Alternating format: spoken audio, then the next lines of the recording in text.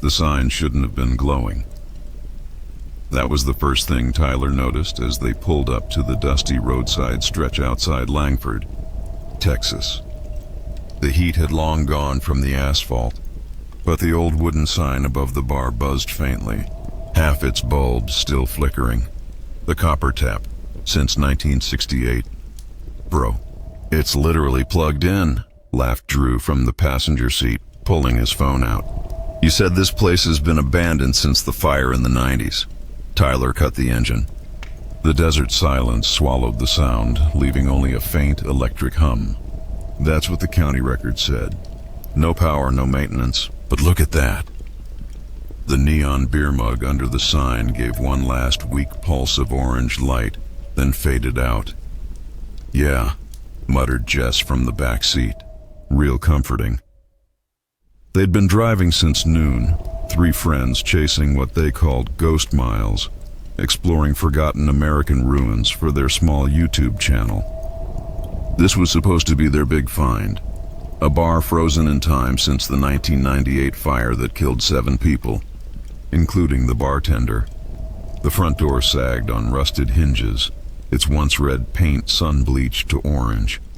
When Tyler pushed, it creaked open with a deep moan, the kind that seemed to echo in empty buildings. The air inside was stale, thick with dust and something older. But it wasn't rotten, more like old whiskey evaporating from wooden barrels. "Holy hell," Drew whispered, shining his phone light. "It's perfect." The bar counter stretched across the far wall, still stocked with bottles. Some labels had peeled, but others looked untouched.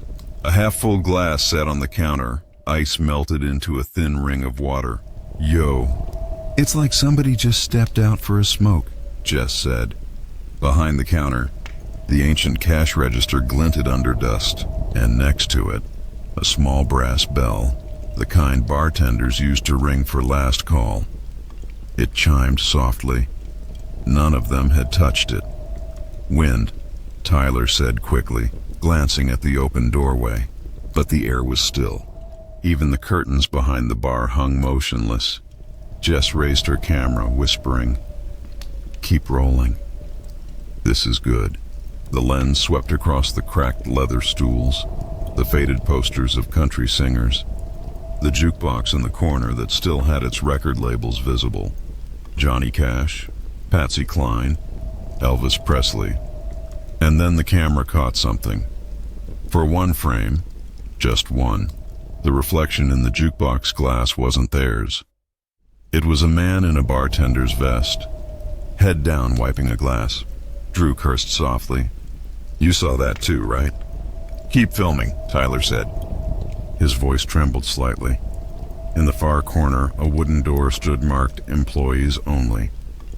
It was the only part of the bar that looked untouched by dust. No cobwebs, no decay. "Guys," Jess whispered, zooming in on it, "there's light under the door." The brass bell on the counter rang again, 2 slow, deliberate chimes. Drew backed up. Nope, I'm out." But before anyone could move, the jukebox clicked to life. The record arm lowered. Static hissed. Then came the sound of an old country song, soft, slow, warped by time. "I'll see you when the night is done."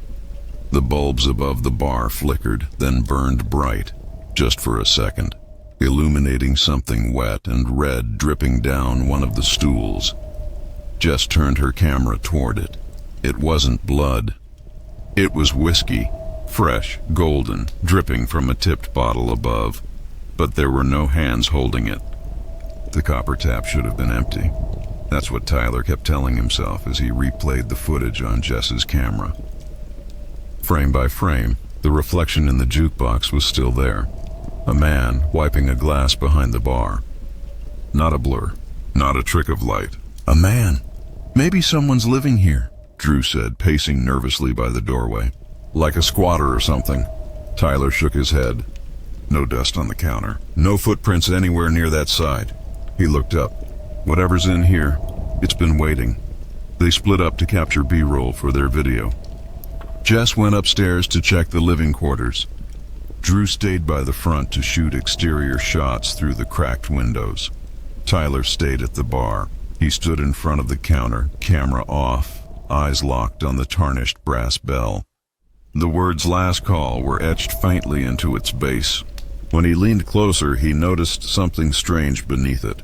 A burn mark, circular and blackened into the wood, like someone had placed a hot glass down and never moved it. He reached out, and the bell rang once. He froze. A low hum filled the air, followed by the faint clink of glass. Behind the bar, one of the bottles, a dark bourbon labeled Hendrick & Sons 1967, rocked slightly. Its cork loosened. A voice whispered, almost buried under the static of the jukebox, "Pour me another."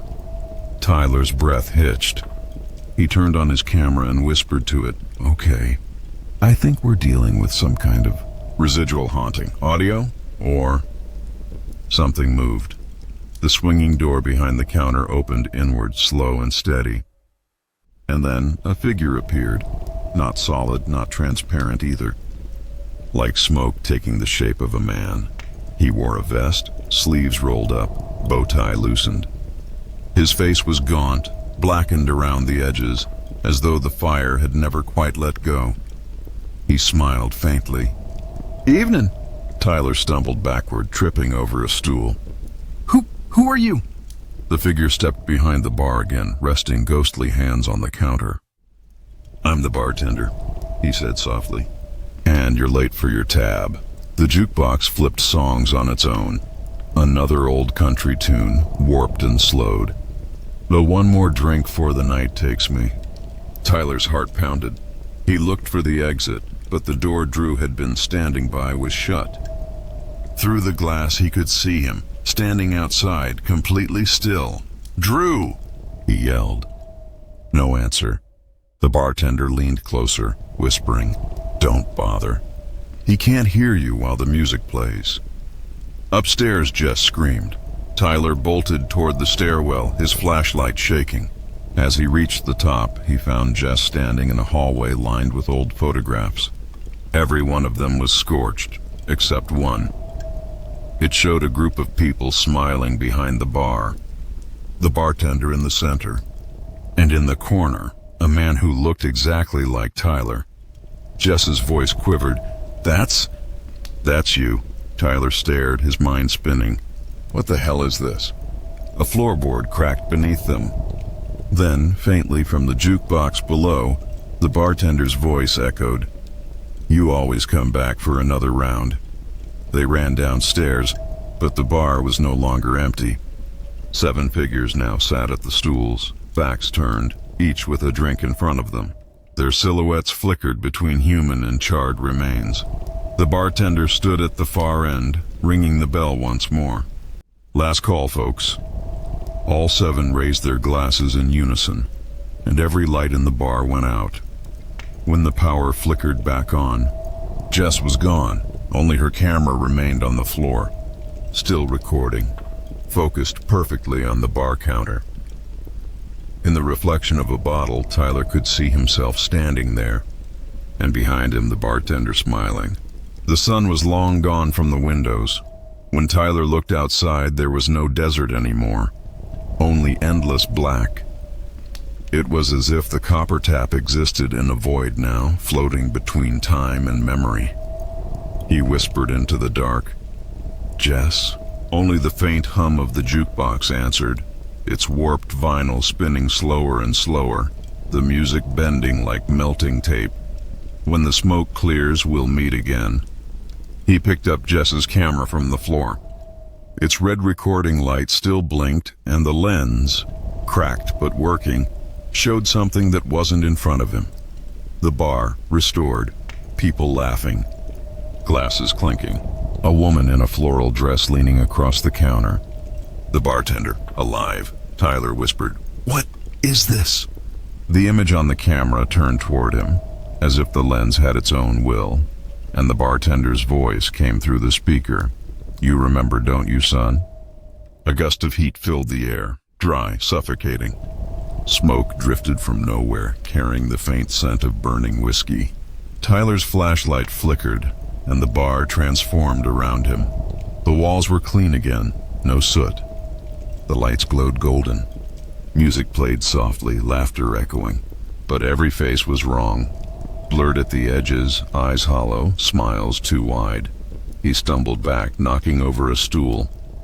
It clattered to the ground, and the sound echoed like metal striking flame. The bartender appeared behind him, not ghostly now, but solid, sweating, real. His sleeves were rolled and his voice calm but stern. "You shouldn't be here," he said. "Not again." Tyler spun toward him. "Who are you? What is this place?" The bartender poured 2 glasses of bourbon, sliding one across the counter. "You know who I am. You all came here every Friday." "You just Drew." He nodded toward the second glass. "You ordered this. Said you liked it old-fashioned, the real kind." Tyler stared at the drink, trembling. "That's not possible. I wasn't even born." The bartender's face twisted slightly, eyes darkening. "You've been coming back here for years, boy. Every time you forget, the fire brings you home." The flames reflected in his pupils, small, dancing, real. Suddenly, the world rippled. The laughter grew louder, panicked now. Screams blended with the music. Bottles shattered behind the counter. The jukebox sparked, catching flame. The bartender shouted, "Get out!" But his voice warped into static, as though coming from a broken radio. Tyler ran for the door, but it was gone. Only a wall of smoke remained. He turned back and saw Jess in the reflection of a mirror behind the bar. Her face was pale, eyes wide. She mouthed something, but there was no sound. Her hand reached toward him from inside the reflection, pressing against the glass. Tyler rushed forward. "Jess!" He touched the mirror, and it rippled like water. The next moment he was inside. The air inside the reflection was heavy, cold, and blue-tinted, like he was underwater. Everything moved slower. He could see the copper tap still burning on the other side, but from here the people looked different. They weren't screaming. They were sitting calmly at their stools, staring straight ahead. Jess stood among them, holding a glass that smoked faintly. "Tyler," she whispered. "It's not the bar that's haunted. It's us." "What are you talking about?" She pointed toward the bartender, who stood frozen in time, face half burnt. "He didn't start the fire." "You did." Tyler's blood ran cold. "That's not true." "It was your fault, Tyler. You were drunk. You dropped the lantern. You burned them all alive." The bartender turned, his ruined face cracking into a smile.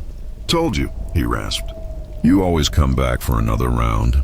Flames erupted from the counter, roaring through the mirror world. Jess screamed as the reflection shattered, and Tyler was thrown backward into darkness. When he opened his eyes, the bar was empty again. The bottles melted, the stools overturned. The bell on the counter rang once. Smoke drifted from his clothes. He looked down and saw a burn scar across his hand that hadn't been there before. From somewhere deep behind the wall, a faint voice whispered through static, "5 souls unpaid." The fire still burns, and the jukebox started playing again. "One last drink before you go." The copper tap was breathing again. The air pulsed with heat, like the building itself had lungs filled with fire. Every board groaned. Every bottle hissed softly, as if the liquor inside boiled with rage. Tyler stood behind the bar, clutching his burned hand. The scar still smoked faintly. He whispered, "Jess? Drew?" No answer, only the faint murmur of voices coming from the jukebox. Not music anymore, but whispers layered on top of each other. "Stay. Drink. Finish what you started." The lights above flickered red. Shadows crawled along the ceiling, bending toward him, and then the bartender appeared again. He was clearer now, more human than ghost. His vest was crisp, though half his face still looked scorched. He walked slowly toward Tyler, his boots echoing like hollow drums. "You never learn, son," he said. "Every time the night comes back, so do you." "Same guilt, same fire." Tyler stepped back. "I didn't start it. It was an accident." The bartender tilted his head. "Accident's a funny word when you light a match in a room full of whiskey." Tyler's breath caught. The images from the mirror swirled in his head. The glass breaking, Jess's voice, the fire spreading. He looked down at the counter, and suddenly his reflection wasn't his own. It showed a younger man, drunk, laughing, spinning a lighter in his hand while people cheered. Then, the flash. The scream. "The flame! Stop it!" Tyler yelled, slamming his hand down. The reflection vanished, but the bell beside him rang once.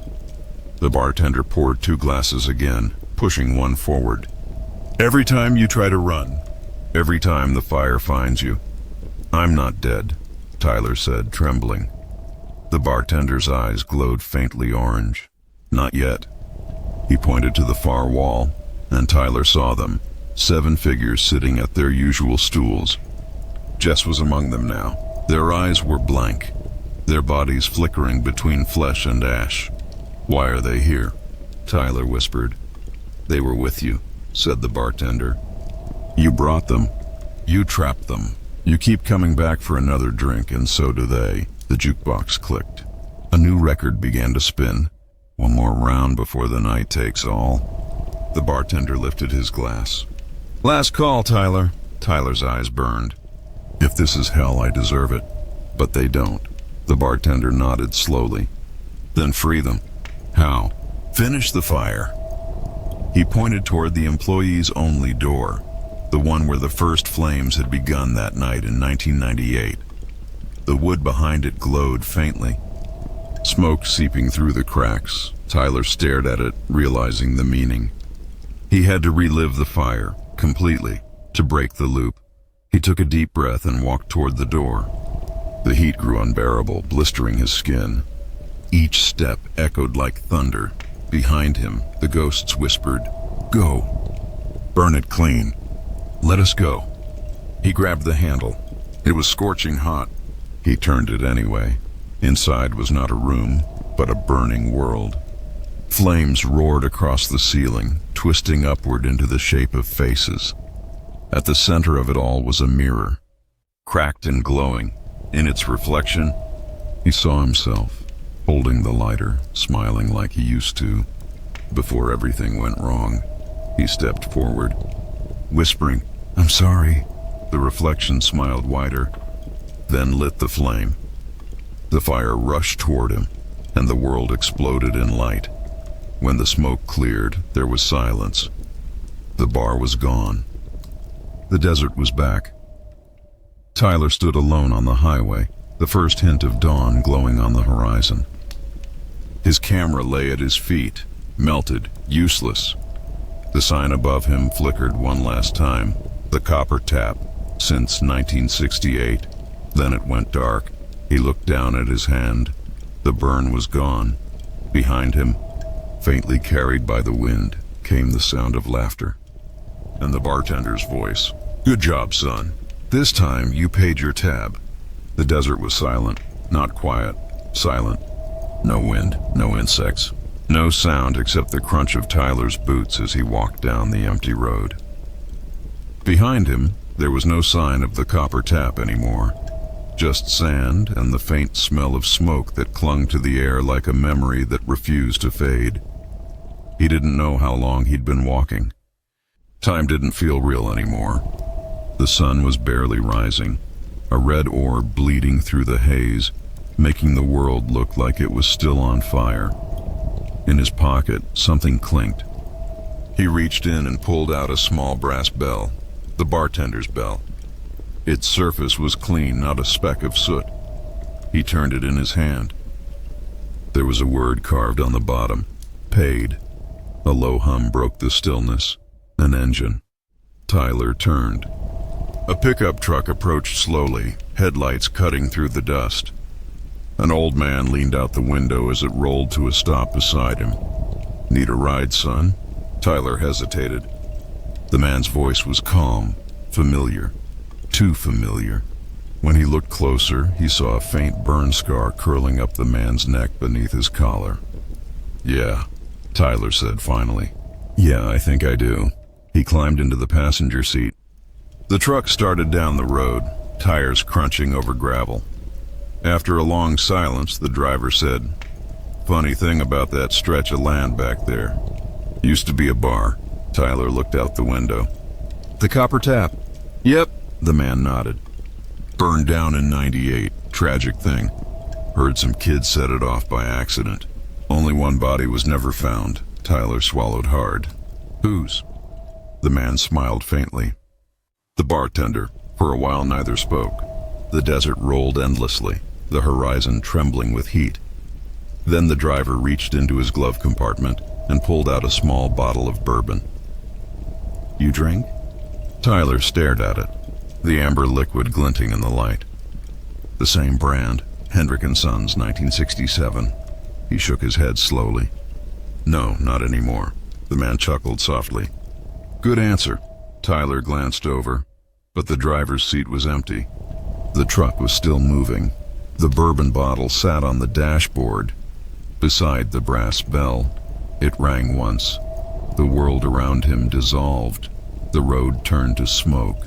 The sunrise dimmed, and Tyler found himself sitting once more at the bar, now clean, polished, glowing softly under warm golden light. The bartender stood across from him, alive again, smiling. "You did it," the bartender said. "They're free now." Tyler looked around. The 7 souls were gone. Only him and the bartender remained. "Then why am I still here?" The bartender placed the brass bell in front of him. "Every debt has 2 sides, son. You freed them. Now you choose. Choose what?" The bartender poured one last drink. "You can stay and serve the next souls that wander in, or you can leave and never remember any of this again." Tyler stared at the glass. The liquid shimmered like molten gold. He thought of Jess, of Drew, of the screams, of the fire. Then he whispered, "I'll stay." The bartender smiled softly, a proud, tired smile. "That's what I thought you'd say." He set the drink down in front of Tyler and said quietly, "Welcome home, son." Years later, travelers still drive by that stretch of desert road. Sometimes, they swear they see lights through the dust, an old bar glowing in the night, music faintly drifting on the wind. And if they stop and listen closely, they might hear a bell ring, followed by a deep voice saying, "Last call." Folks, then the lights fade and the desert goes silent again.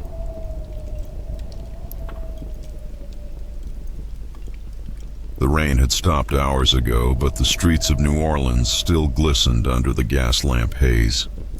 Elena Marlowe walked fast, her coat pulled tight, her heels tapping rhythmically through the narrow French Quarter alleys. She'd been searching for her brother Nathan for 3 months, and every clue led here, an address that didn't exist. 21 Bourbon Street, where the building should have been. She found only a boarded-up liquor store and a blank brick wall plastered with jazz posters from the 1920s. She checked her phone again. The GPS blue dot hovered right where she stood. Then she saw it. In the glass of the store window, her reflection wasn't alone. Behind her, faint and soft as smoke, a doorway shimmered. Art Deco frame, brass handles, candlelight flickering beyond it. When she turned around, there was only brick. When she looked back at the reflection, the door was still there, waiting. She whispered, "Nathan." The reflection's door swung open. A gust of music spilled out. Low trumpet, muffled laughter, the clink of glasses. It smelled of cigars and old whiskey. Without thinking, Elena reached toward the glass. Her hand passed straight through. For a heartbeat, everything went silent. Then the world flipped. She stumbled forward, not into the rainy street, but onto a marble floor bathed in golden light. A crowd danced slowly under chandeliers. Men in suits, women in sequined dresses, pearls shining like tiny moons. A jazz band played on stage. Their instruments ghostly, but their sound alive. Elena turned, looking for the exit, but the mirror was gone. Only a velvet-draped wall stood behind her. A woman in a flapper dress brushed past, murmuring, "You're late, darling." "The bar's been waiting."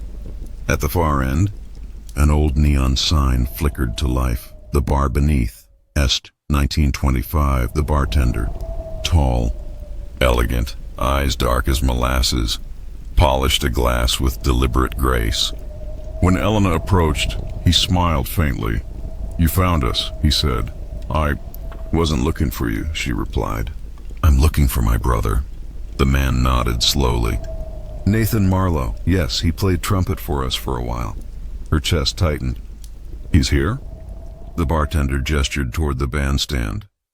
The trumpet player in the center raised his head, and Elena froze.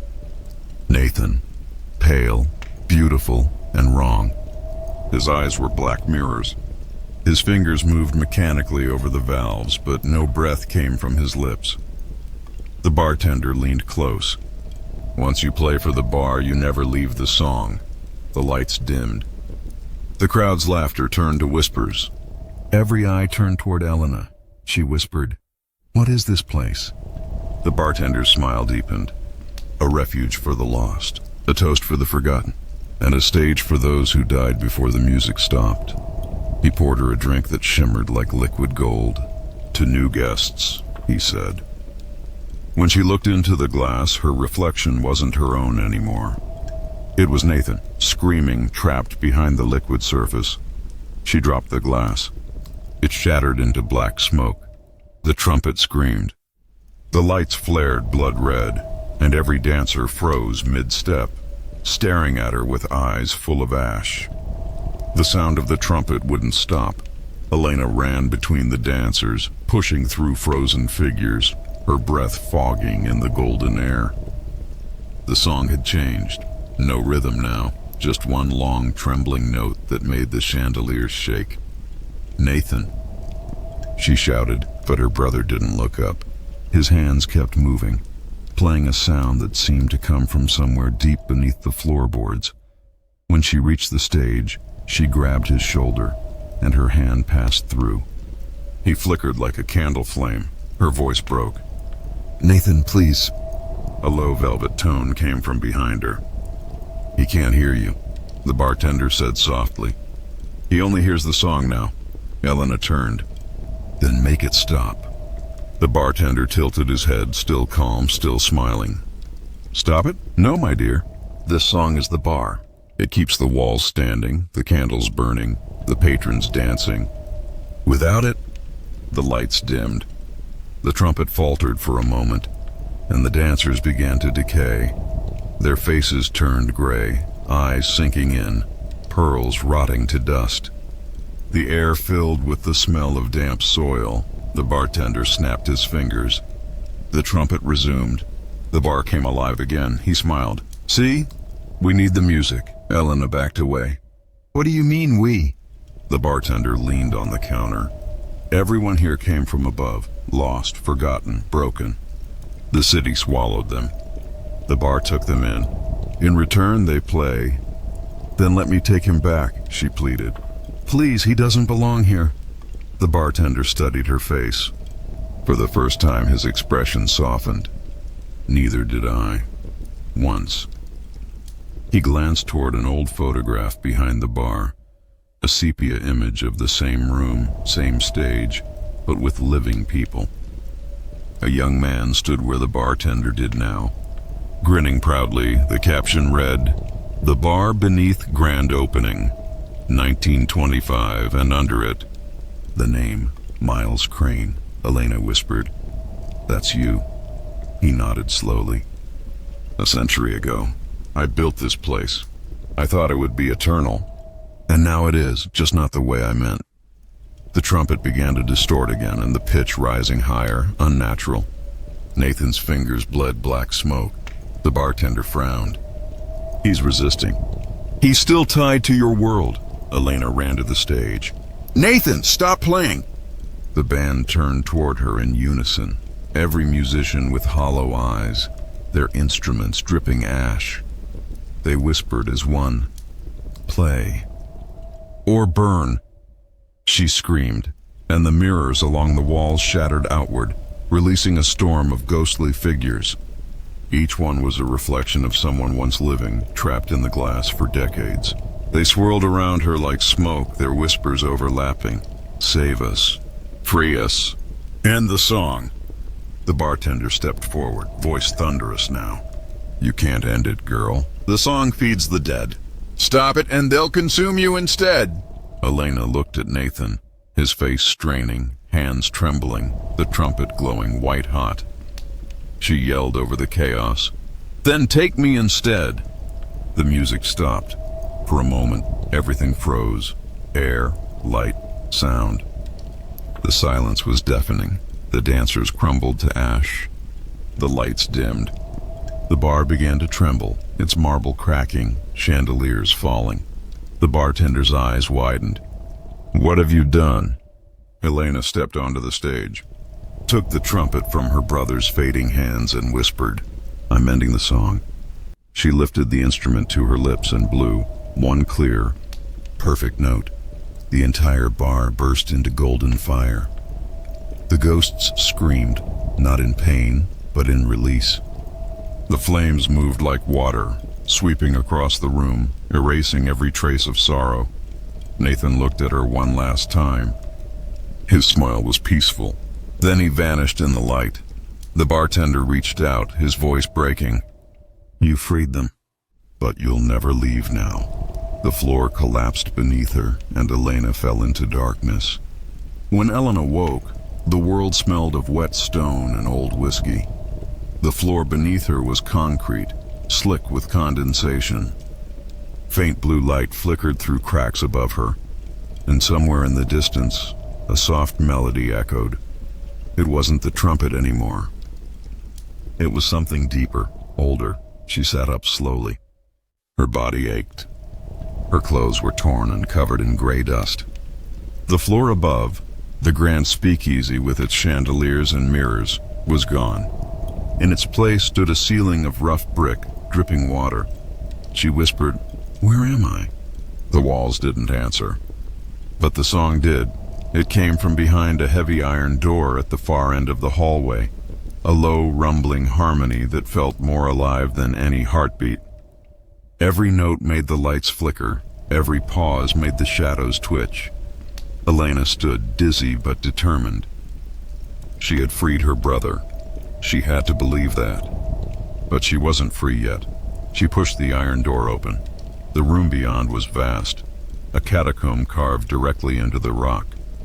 Dozens of figures stood in rows, motionless, holding instruments covered in dust and cobwebs. The moment she stepped inside, their heads turned toward her. Their eyes glowed faint blue. One of them stepped forward, a tall man in a torn tuxedo, his skin translucent, his jaw unhinged slightly as though forever mid-song. You played, he rasped. You freed them. But the song is unfinished, Elena swallowed, then let it end. The man smiled, slow and broken. The bar cannot die, girl. The song must continue, or the dead above will rise again. He raised a hand, pointing to a piano in the corner. Its keys were cracked, strings frayed, but it pulsed with light from beneath. Play it, he whispered, or we will. Elena backed away. I'm not part of this. The ghosts began to hum. Their voices merged into one endless tone that made the floor vibrate. Dust fell from the ceiling. The piano lid creaked open by itself. The keys started pressing down one by one. A melody formed, sad, heavy, and hauntingly beautiful. And from the shadows, a familiar voice sang along. Nathan. She turned, her breath catching. He was there, but younger, healthier, glowing faintly like a memory. Ellie, he said softly, it's not over. The bar feeds on sorrow. If no one plays, it'll feed on the living. Elena felt tears burn her eyes. I don't care. I want to go home. He shook his head. Then someone else will take your place. Behind him, the ghosts began to shift, their features morphing, flickering between faces. Each one became hers for a second. Each one whispered, play, or become one of us. The piano's light grew brighter. Elena stepped closer, her reflection staring back at her from its polished surface, not human anymore, but fractured, with black veins crawling beneath her skin. She reached for the keys. The air grew heavy. The first note she pressed echoed like thunder. The second made the walls drip blood, and then, the third, opened something below her feet. A hatch. The song stopped instantly. Nathan's voice echoed, terrified now. Ellie, don't... The floor gave way. She fell again. But this time, there was no sound. No air.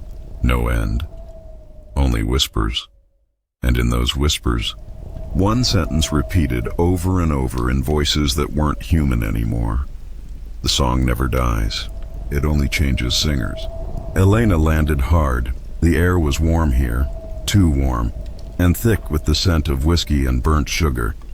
She pushed herself up and realized she was no longer underground.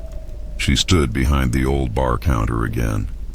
The chandeliers glowed faintly, their light golden and soft, just like before. But now everything was rotting. The wallpaper peeled in strips. The tables were overturned. The dance floor was cracked and covered in dust. The music was gone. Only one glass sat on the counter, filled with a dark, swirling liquid. A voice said behind her, calm and low, "You shouldn't have come back." She turned. It was the bartender. But this time he wasn't elegant or charming. His suit was torn, his face pale and stretched, and where his eyes had been, there were two black voids that shimmered faintly with gold light. Elena whispered, "You're Miles Crane." He smiled, tired, sad. "I was, a long time ago, before the bar swallowed me whole." She looked around. "What is this place, really?" He walked closer, each step echoing through the ruined hall. "When I built the bar beneath, I wanted it to be eternal, a refuge for the lost, a place where no one had to face death alone." He poured another glass, even though the bottle he used was empty. It worked. Too well. The bar heard me. "It became alive," Elena frowned. "Alive?" Miles nodded. "It feeds on regret, on unfinished music, broken hearts, things people leave unsaid. Every drink, every note, every memory. It all becomes part of its song." He looked at her, his voice softer now. "Your brother's sorrow brought you here. Your love for him kept you here." Elena's eyes glistened. "Then let me destroy it." Miles smiled faintly. "You already tried. You freed the players, but you didn't stop the bar itself. That requires something deeper." He set the glass before her. Inside it, the liquid shimmered like molten brass. Tiny faces flickering within the drink. The faces of everyone she'd seen. The dancers. The band, Nathan. Miles said, "The last drink, it's the heart of the bar. One sip ends the song, but it also ends the drinker." Elena stared at it. "Then it's me or the bar." Miles tilted his head. "You still think those are different things?" She hesitated. "What do you mean?" He smiled. "The bar took something from everyone who came here. A piece of their soul, their melody. But you didn't just visit. You changed the song. You became it." The room darkened. The mirrors on the walls flickered. Every reflection now showed her sitting behind the bar, pouring drinks for ghosts. Elena stepped back, trembling. No, that's not me." But when she turned, Miles was gone. Only his voice remained. "I built it. You inherited it." The chandeliers blazed white hot. The floor began to hum. From the cracks, golden light seeped upward, flowing around her feet like smoke. The bar was awakening. Dozens of whispers filled the air, pleading, crying, laughing. She clutched the glass. Her hands shook. "Nathan," she whispered, "if you can hear me, tell me what to do." For a moment, the golden light paused, and her brother's voice came, faint but clear. "Finish it, Ellie. Make it yours." "End it right." She closed her eyes and drank. The glass shattered in her hand. The liquid turned to fire. Every ghost screamed at once.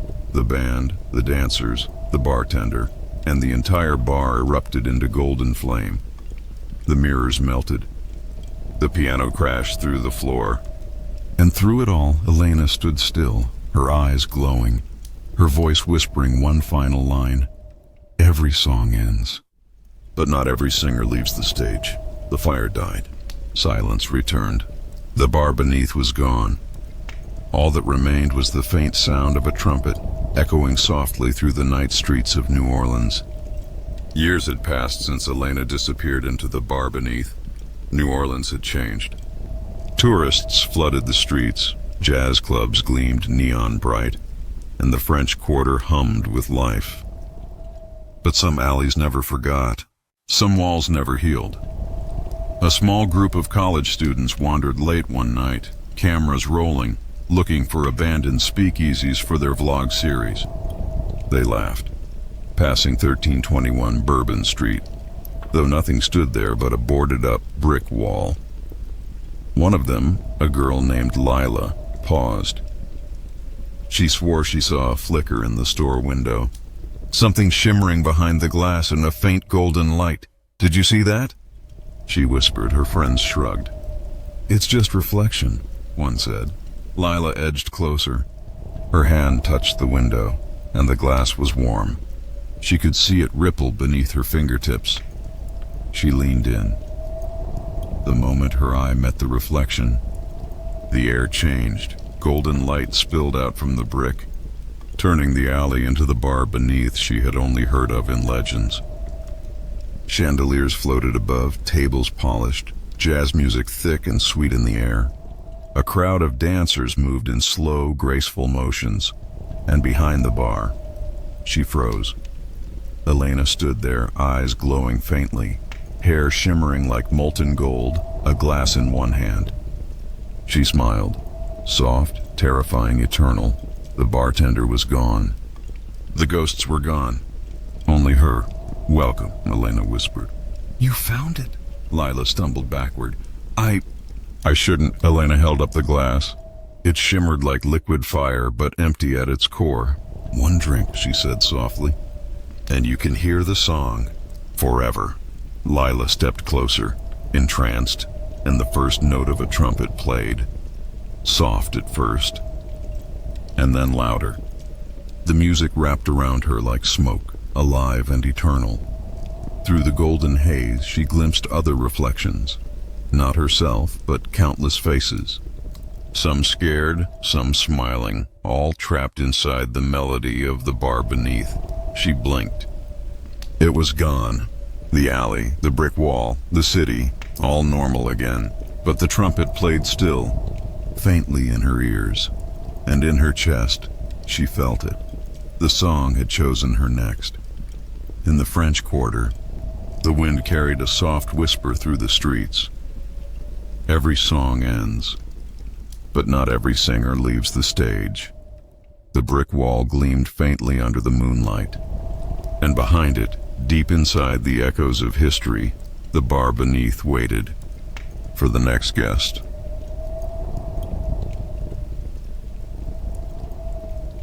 The desert at night looks endless, flat, black, and quiet in a way that makes you doubt your own heartbeat.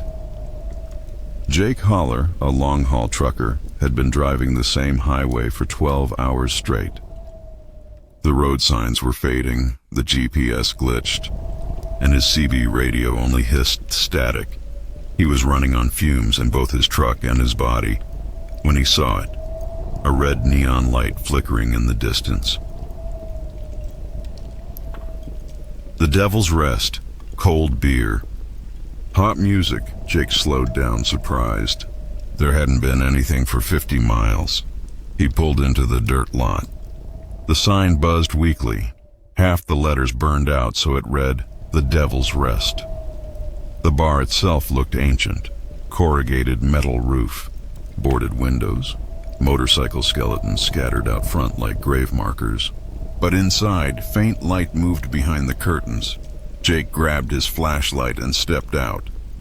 The night air was thick and warm, carrying the faint smell of burnt oil and something else, something sweet. He pushed the door open. The moment he stepped in, the world shifted. The bar was alive. Neon signs glowed red and blue. Country rock played from a jukebox, and half a dozen bikers sat laughing around tables. Smoke curled toward the ceiling fan. A bartender, a tall woman with sharp eyes and an easy grin, leaned on the counter, cleaning a glass. Jake froze. He could swear the place looked brand new. Not a speck of dust. Not a broken chair in sight. "You look lost." "Sugar," the bartender said, her voice warm, southern, and strange. "Take a seat." "First one's on the house." Jake hesitated, but his throat was dry. "Appreciate it." He sat. The beer she poured was cold and perfect. "Name's Marla," she said. "Been running this place longer than I can remember." He took a sip, then frowned. "Didn't think there was a bar out here." Marla smiled faintly. "There wasn't until you needed one." He chuckled nervously. "What's that supposed to mean?" She didn't answer. The jukebox clicked, changing songs. A deep, slow blues tune started playing. A man's voice, rough and broken, singing about a deal gone wrong and a devil waiting at the bar. Jake felt a chill crawl down his spine. "That's an old track." Marla's eyes flashed red in the neon light. "Old as sin," she said. He turned toward the jukebox. The reflection in the glass showed not 6 bikers, but dozens, all staring at him, motionless, eyes black and hollow. When he looked back, the bar was empty. Only Marla remained. She leaned close, whispering, "You've been driving a long way, Jake Holler. Too long to still think you're alive." He stumbled to his feet, his heart racing. What the hell? The lights flickered. The neon sign outside blazed bright red, and the jukebox screamed one final lyric, "You can rest when the devil says you can." Jake ran for the door, but it wouldn't open. Behind him, the bar began to burn, red fire crawling across the walls in the shape of wings. Marla's voice echoed, layered, inhuman. "You made the deal, sugar. You just forgot the price." The world went black. When Jake's eyes opened, he was back in his truck, parked in front of a sign that read, "Dead End, Road Closed." But in his side mirror, the neon bar still glowed faintly, and a woman's reflection smiled from the passenger seat. The morning sun hit like fire on Jake's windshield. He blinked hard, trying to focus. His hands still clutched the steering wheel. His beer from last night sat untouched in the cup holder, but there was no frost, no foam, nothing to prove it had ever existed. He checked his dash clock. It read 3:33 a.m., even though daylight burned across the desert. Jake rubbed his face. "I'm just tired," he muttered. He turned the key. The engine coughed, sputtered, then died. When he stepped out, the world felt different. The highway stretched empty in both directions, but the horizon shimmered as if the air itself were alive. And then he saw it. The neon bar. Standing proud under the blazing sun, it shouldn't have been visible in daylight. But there it was. The sign buzzed weakly. "The Devil's Rest." Only now, the missing letter. "I" flickered faintly, as if it wanted to return. Jake felt his chest tighten. He wasn't sure why, but the idea of that sign fully spelling Devil terrified him. He walked toward the building, shielding his eyes from the heat haze. As he got closer, he noticed something strange. There were no shadows. Not his, not the bar's. The sunlight just stopped at its walls. When he touched the doorknob, it was ice cold. The moment he pushed it open, everything changed again. The heat vanished. The sound of cicadas outside faded. Inside, the bar was dark, the same red neon glow as last night. The jukebox still played, but slower now, warped and off-key. And sitting at the counter was an old man in a biker jacket, his back hunched, his head bowed. Jake hesitated. Hey, you okay, buddy? The man didn't move. He stepped closer. Hey, you hear me? The man lifted his head. His skin was cracked, leathery, and his eyes were the color of ash. You came back, he croaked. They always come back, Jake froze. Who are you? The old man smiled, teeth black, tongue gray. Name's Roy. Been sitting here a long time. Jake frowned. Waiting for what? Roy's smile faded. For her. The jukebox clicked.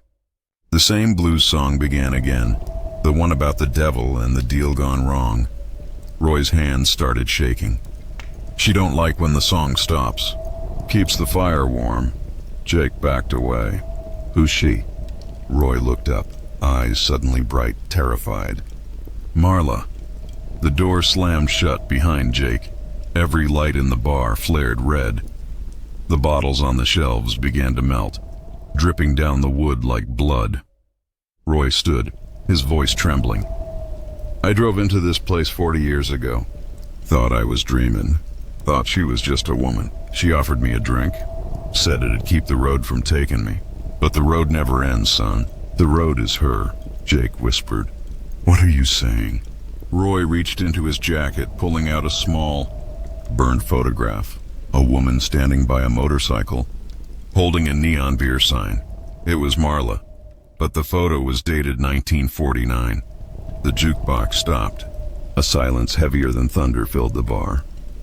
Roy looked around, panic in his eyes. She's here. Jake turned toward the bar counter.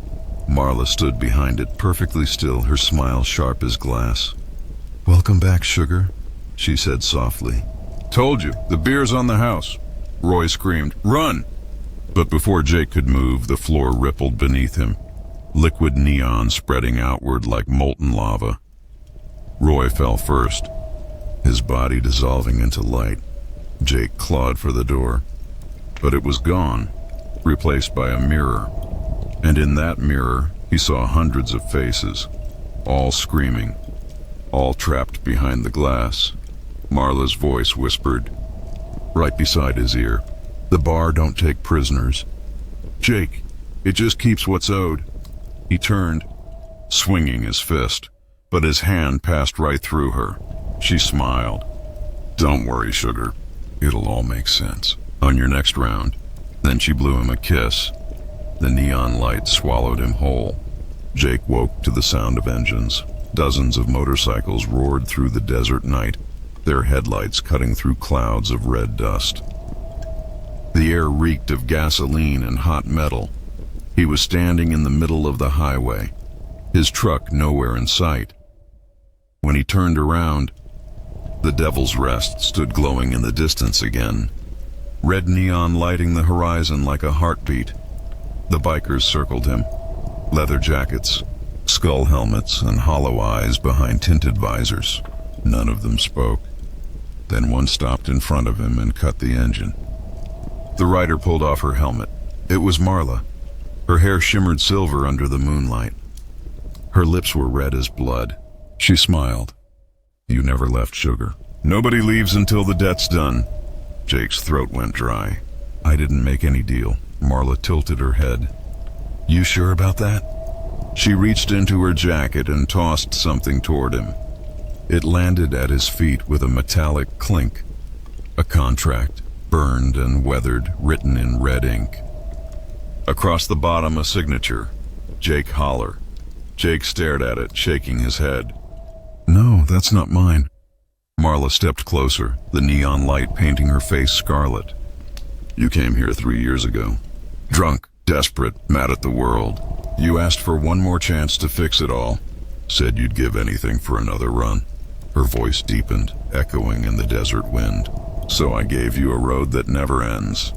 Jake stumbled backward. You're lying. She smiled. Then why do you keep driving back? The bikers revved their engines all at once, a deafening wall of sound. The sky flashed red, and the desert around them rippled like liquid heat. When Jake blinked, he was standing inside the bar again. The jukebox played that same cursed blues tune. Roy sat at the counter again, alive, or at least repeating the same moment. Jake grabbed him by the collar. Roy, what's happening to us? Roy looked up slowly, eyes glazed. Ain't no us, son. Just the deal, over and over.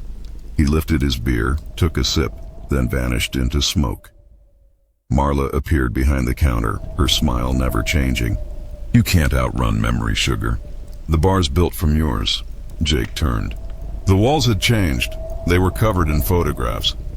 Every picture showed him. Different times, different years, different clothes. Always arriving, always drinking, always forgetting. He whispered, How long have I been here? Marla's eyes glowed brighter. Long enough to forget why you came. She set a shot glass before him. Drink. Remember. He stared at it, amber liquid swirling like molten glass. Against every instinct, he took a sip. Instantly, the room exploded in light. He wasn't in the bar anymore. He was back on the highway the night of the crash. His truck skidded on black ice, headlights blinding. The horn blared, and then he saw her, standing in the middle of the road, calm, smiling, untouched by the chaos. Marla, she whispered. You said you'd give anything not to die tonight. The world went white. Jake gasped and dropped the glass, stumbling backward. I didn't mean it. Marla leaned over the counter, her grin razor sharp. Intent don't matter, sugar. Promises do. The jukebox began to smoke, its music warping, voices whispering underneath the song. You can rest when the devil says you can. The neon lights dimmed, pulsing with her heartbeat, and Marla whispered one last line. Every soul's got a price. Yours just came due. Again. The lights dimmed until only the red neon outside remained, flickering like a dying heartbeat. Jake stood alone in the silence of the bar. The air had changed, thicker, heavier, humming with something alive. The smell of smoke and rust filled his lungs. Marla's voice echoed from somewhere unseen. Welcome home, sugar. The jukebox clicked and a new song began. A slow, haunting tune played backward, the kind of sound that made your bones feel cold. Then the walls started to move. The photographs, all those hundreds of images of Jake, began to melt, faces blending into each other. Every version of him stared back, mouths opening in silent screams. He stumbled toward the door, but it wasn't a door anymore. It was a mirror, and his reflection wasn't him. It wore his face, but the eyes were black and glowing from within. The mouth stretched into a smile far too wide. Finally caught up to yourself, it said, voice like gravel. You're the one who made the deal, Jake. I'm just the part that remembers. Jake slammed his fists against the glass. No, I'm not. But the reflection reached through, its hand made of fire and shadow gripping his throat. You can't lie in hell, sugar. The bar shifted again. The floorboard split open, and from beneath came the sound of engines, roaring, screaming, endless. Jake fell to his knees as the floor cracked away completely. He was falling now, into a pit of neon and smoke. The bar floated above him, glowing red and blue while dozens of motorcycles circled in the void below. Each one had a rider, faces half burned, half smiling. Trapped in eternal motion, they rode on roads made of fire and glass. Looping endlessly into darkness, Marla appeared beside him, walking calmly across the void as if gravity didn't exist. This is the Devil's Rest, she said softly. The place between dying and the deal. She brushed a hand across his cheek. You got what you asked for. A road that never ends, no memory, no pain. Just motion, Jake's voice broke. Please, let me out. She smiled faintly, almost kind. I can't, but I can offer you a seat. She pointed to one of the glowing motorcycles below. Its engine roared to life, black metal trimmed with red light, flames licking from its exhaust. Jake shook his head, backing away. I'm not riding that. Marla stepped closer. Her eyes burned with fire now, skin peeling away and ribbons of light to reveal something ancient beneath. Horns curling, wings of smoke spreading from her back. You already are. Jake looked down. His hands weren't hands anymore. They were steel, cracked and glowing from within. His reflection in her eyes showed a biker, helmeted, burning one of the riders below. He screamed, but the sound turned into the roar of an engine. Marla's voice whispered, low and final, every soul finds its ride. Yours just came full circle. The next moment, Jake was gone, swallowed by the roar of endless engines, and far above, the Devil's Rest stood silent again. The neon sign flickered back to life. Cold beer, hot music open forever. Marla stood behind the counter, whole again, smiling softly. A truck engine rumbled outside, headlights cutting through the dust. She whispered, another traveler on the road that never ends. The desert was quiet again. The horizon glowed faint red under the midnight sky. A single truck rumbled down the endless highway, its headlights slicing through clouds of dust and heat. Inside the cab sat Lena, a rookie long-haul driver, 24, tired, and trying to prove herself on her first cross-country run. Her radio hissed softly between stations. Storm warning. Visibility low. She reached for her coffee but froze when she noticed something in the distance. A flicker of light. Red, blue, neon. Her brows furrowed. Out here? She slowed, the old sign coming into view through the haze. The Devil's Rest. Cold beer, hot music. Lena frowned. Didn't think there were any bars this far out. She parked and stepped out. The air was still. Too still. A warm wind carried the faint scent of smoke and whiskey. She pushed the bar's door open and froze. Inside, everything looked perfect. Clean tables, jukebox humming, red neon bleeding across the walls, and behind the counter stood a woman, tall, graceful, with black hair and a red smile. Evening, sugar, the woman said. You look like you could use a drink. Lena smiled faintly, nervous. Guess so.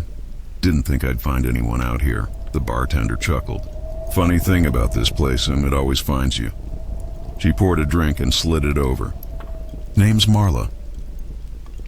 Lena took the glass, but before drinking, she noticed something scratched into the counter, carved deep into the wood, almost burned there. Jake Holler was here. Her breath caught. Jake? She whispered. Marla's smile twitched, just slightly. You knew him. Lena looked up, eyes wide. Yeah, he was my uncle. He went missing last year. His rig was found abandoned off Highway 17. The jukebox suddenly screeched, the same cursed blues tune starting to play backward. Marla froze. Her reflection in the glass behind her flickered. For a split second, showing horns, glowing eyes, and smoke instead of skin. Lena dropped the glass. It shattered. What is this place? Marla's voice softened, but her smile didn't fade. A resting spot. For those who drive too far. Lena backed away. No, I have to go, Marla sighed. You can't leave once you've seen it, sugar. Then she stopped. Her expression changed. Confusion, maybe fear. Because behind Lena, someone else had appeared. A man, tall, weathered, his jacket burned and torn, his eyes faintly glowing red. Jake. He stepped between them, his voice low, rough, but somehow alive. Not this one, Marla. Let her go. Marla blinked, stunned. That's not possible. You can't. Jake turned toward Lena. Get in your truck. Don't stop. No matter what you hear. Drive until the sun comes up. Lena hesitated, trembling. Uncle, go! He roared, slamming his hand on the counter. The neon lights flickered violently, glass bursting, sparks raining down. Marla screamed, her voice splitting the air like thunder. You can't break the deal. Jake smiled faintly. Guess the road had other plans. He turned back to Lena. Go, kid. Before the bar remembers you. She ran. Outside, the air burned, the ground trembling as if the desert itself was angry. The sign flickered. The Devil's Rest. The missing letter glowing faintly for the first time in years. Lena jumped into her truck and gunned the engine. As she drove off, the rearview mirror showed the bar collapsing in on itself, lights bursting, flames rising, until all that was left was darkness, and then silence. When the sun finally rose, Lena pulled over at a gas station 100 miles away. She sat shaking, the events replaying in her mind. A man in a trucker's jacket had saved her. Her uncle.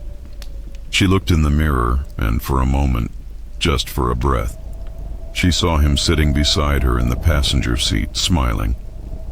Then he faded, leaving behind a faint smell of smoke and a whisper in her ear. Keep driving, kid. Don't ever stop. Back in the desert, the wind blew over an empty stretch of highway. Only a burned-out sign remained, its metal frame half buried in sand. When lightning flashed for just 1 second, the neon letters flickered back to life. The Devil's Rest then went dark forever.